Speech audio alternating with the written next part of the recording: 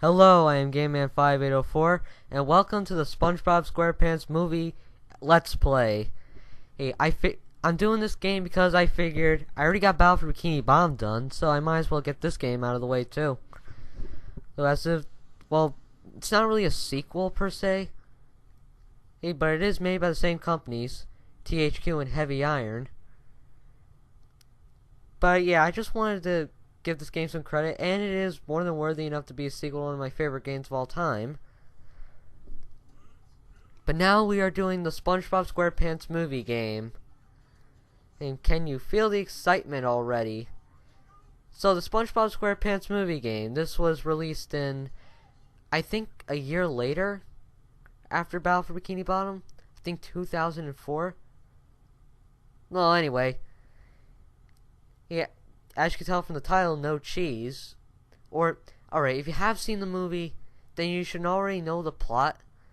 But to those that haven't, well, I'll at least give you like a brief synopsis of what's going on.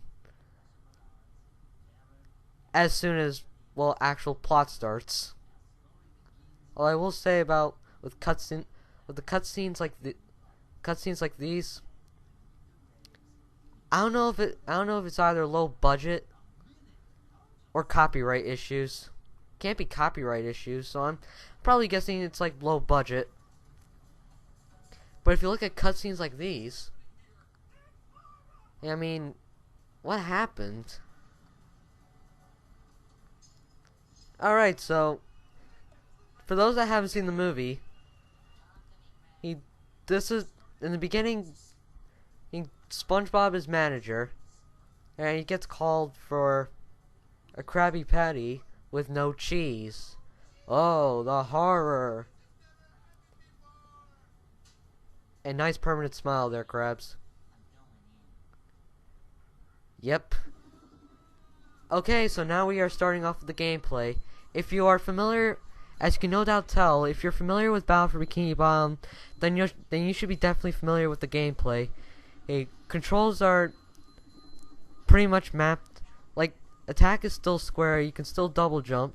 Even like the animations are the same. In fact, a lot of things are actually recycled from Battle for Bikini Bottom. It's usually a bad thing in most cases, but this isn't a bad game. In fact, I'll say this right now, this is probably one of the only good movie licensed games out there. And now we are introduced to our first enemy, Jellyfish. Making a return from Battle for Bikini Bottom, only these guys are much more prominent. Even though they're only like obstacles for like a few levels. When it comes to hallways like that. Slides are back in full force, although we get entire levels dedicated to them with a different control scheme. Before we head over there, we're going over here because there's a green glowing chest. So that chest there that I got, it basically unlocks new extras. Just for you to, well, see in the extras menu. The extras that you can get range on not documentaries. They range on movie trailers, or stuff that you can tweak the gameplay a little. And by that I mean you can change like outfits, like you can change him to his Mermaid Man costume. He'll have like different animations and stuff. But you also get like concept art, sound clips. It's all that jazz. And we are heading. So yeah, this is pretty much the first level of the game. Pretty straightforward, and it pretty much throws everything at you. So this is pretty. So yeah, we're learning wall jumps real quickly. I'm trying to get that dumbbell. Oh, and Mindy still thinks I'm dumb. Because she doesn't know what breakable wall means. Well, from my perspective, anyway. But yeah, that was the first level of the game. It's pretty straightforward. It's not supposed to be difficult. And it teaches you the ropes.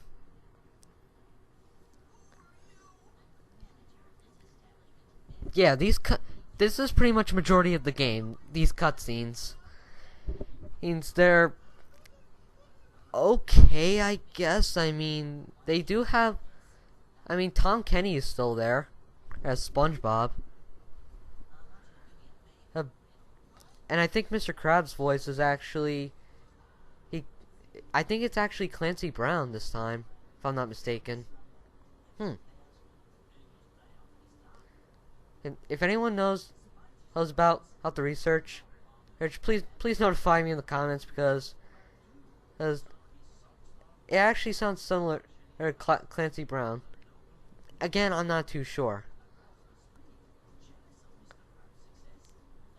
As for this playthrough, I'm not gonna be getting all the treasure chests, cause I don't know where all of them are.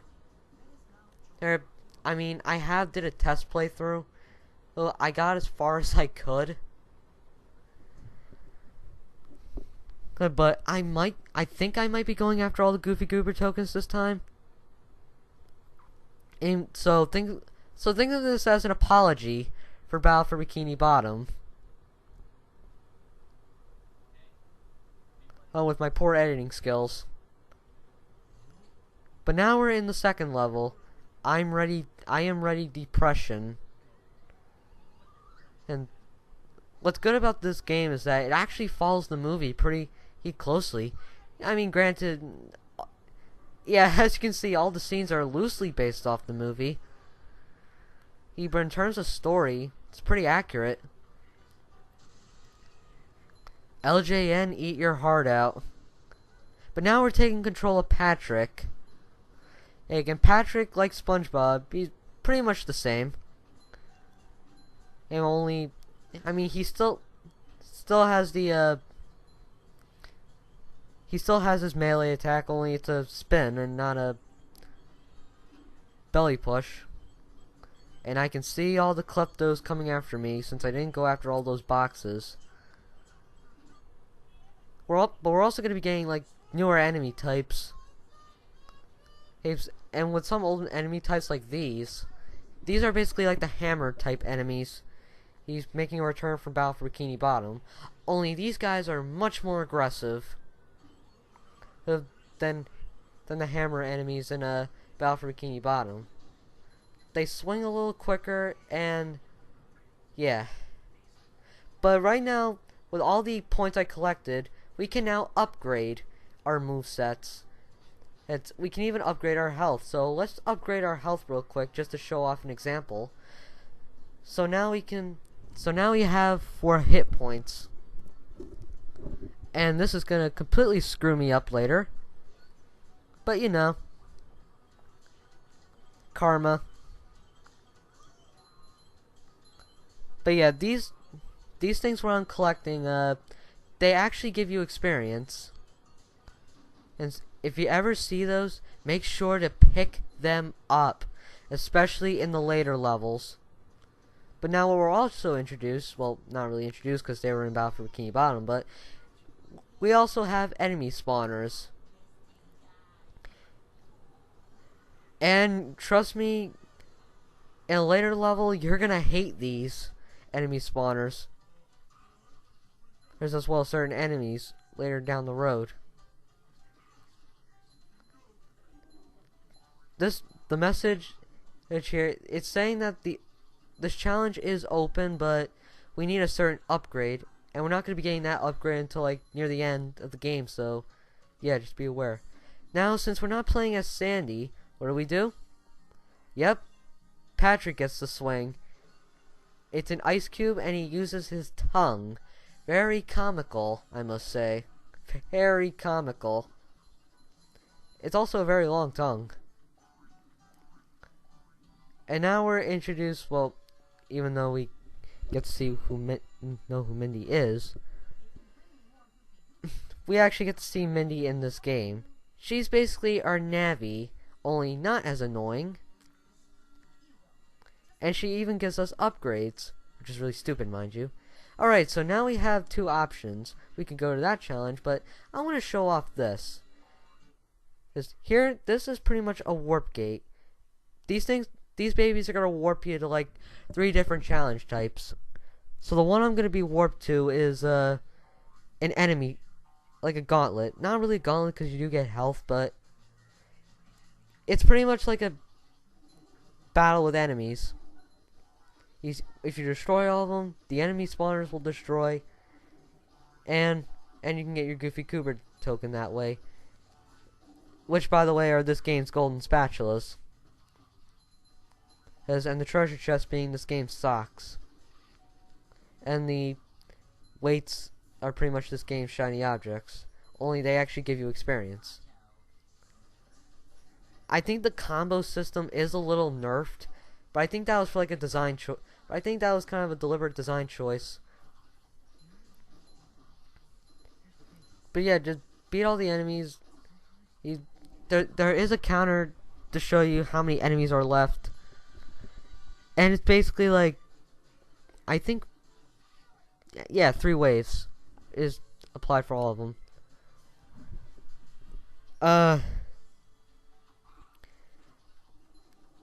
I'm only gonna show off this particular one. Like, if I come across it as soon as I see it, like, if I come across it for the first time, it's only this time, actually, because later down the road, I think for a specific enemy fight, they introduce a new enemy. They introduce a new enemy like way early in the game, and he's already upgraded. And it's annoying, mind you. Well, in fact, that's one thing I want to say right now is that in terms of challenge, it's not so bad in the beginning, but later on, oh, believe me, it's not easy. It's so not easy. We're also going to be getting like 2 other gameplay types as well. Well, which also have their own, which also sport their own types of challenges. But I'm not going to talk about it until we get to it. And my goal here is that if you're running low on health, run on the outer edge. This way you won't be able to like lose instantly.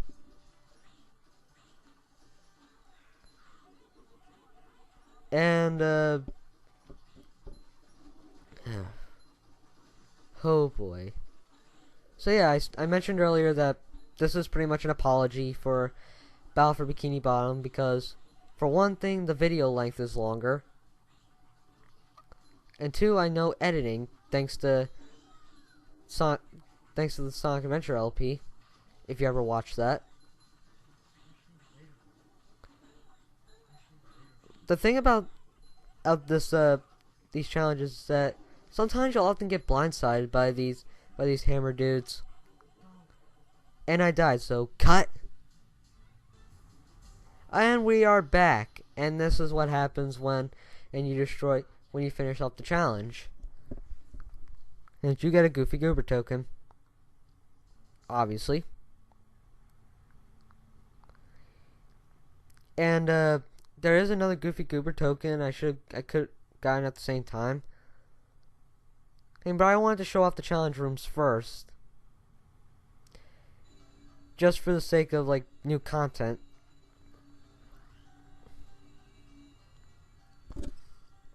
And now that we have the right amount of Goofy Goober tokens, and we now get the only new move in the game, the cartwheel.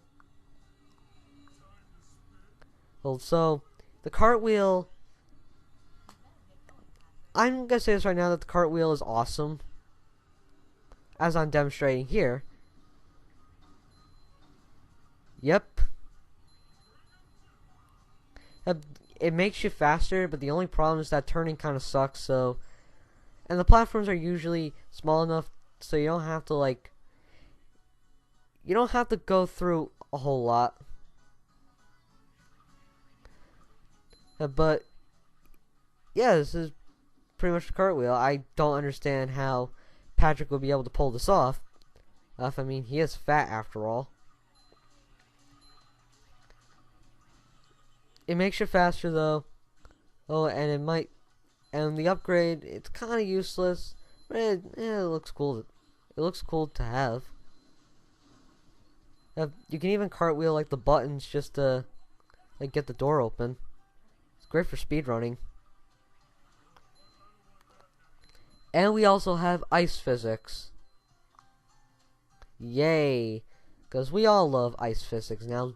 We all love ice physics now, don't we? Yeah. I'm ready to Prussian. Second level for a second level in the game. It's actually a bit more well designed for a second level.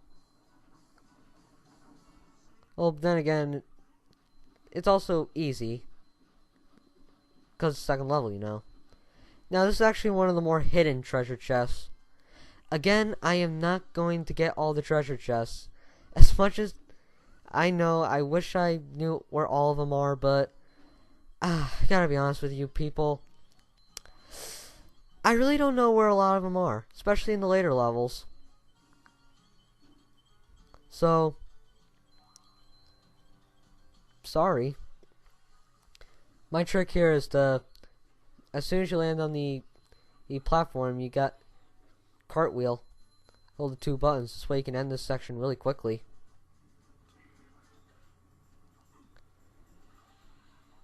And the spawner is destroyed. The portal head over there, that's basically how you switch characters in this game. And there are only two playable characters.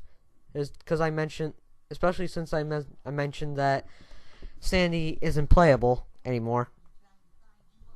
Well, I mean, later games, like Atlantis SquarePants, that horrible excuse for a party game.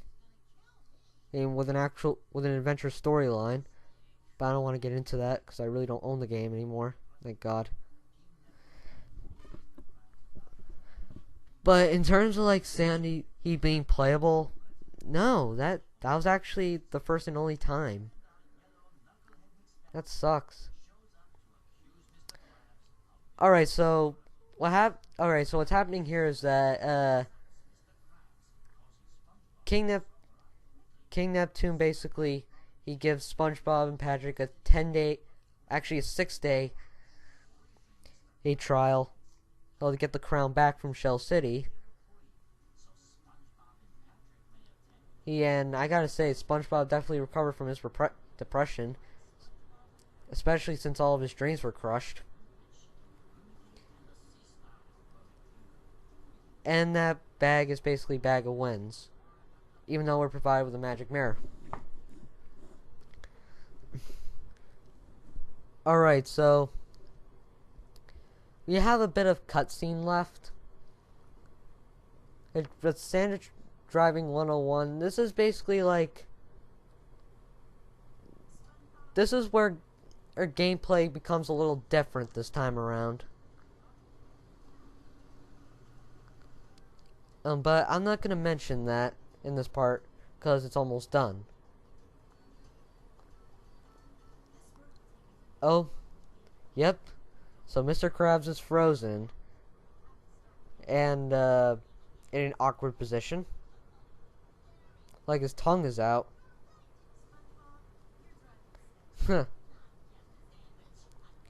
Alright, so the next time, hey, well actually, yeah, I think it's a good time for me to say that. Next time we play this game, we are going to be doing the driving stage on Game Man 5804, and you guys have a great day.